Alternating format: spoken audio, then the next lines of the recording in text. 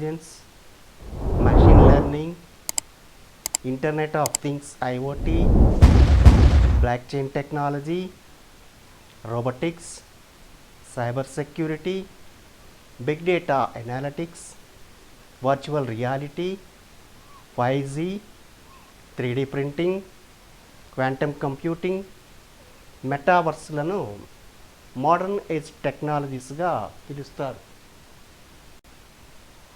1995లో ప్రపంచాన్ని కుదిపేసిన ఇంటర్నెట్ ప్రభంజనం కన్నా పెద్ద ఎత్తున ఏఐ టెక్నాలజీ విజృంభించనున్నదని మైక్రోసాఫ్ట్ సిఇఓ సత్య నాదెల్లా ఒక అంచనా వేశారు.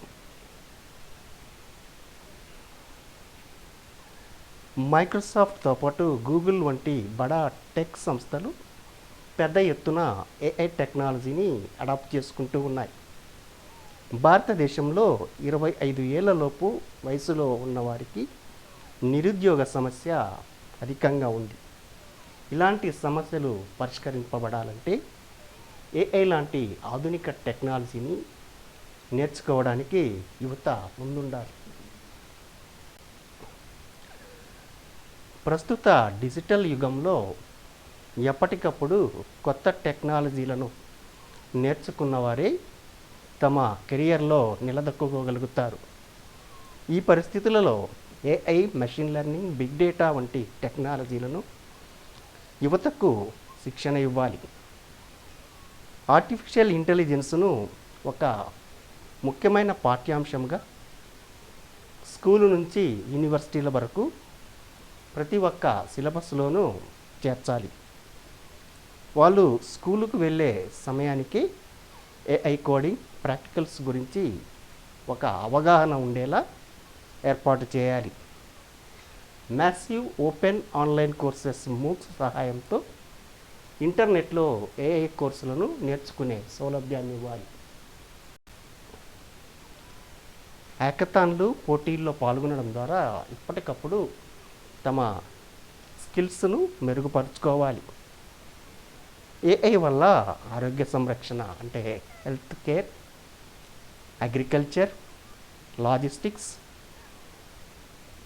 హోల్సేల్ బిజినెస్, తర్వాత బిల్డింగ్ కన్స్ట్రక్షన్, ఇలా అనేక రకాల రంగాల్లో పెను మార్పులు సంభవించనున్నాయి.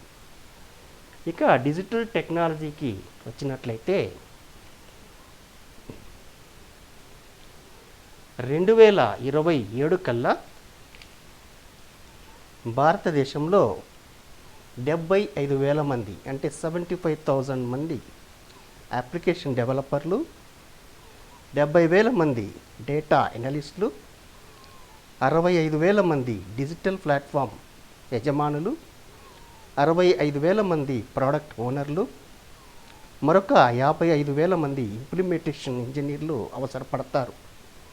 కాబట్టి ఆయా టెక్నాలజీలను నేర్చుకొని పై అవకాశాలను అందిపుచ్చుకోవాలి.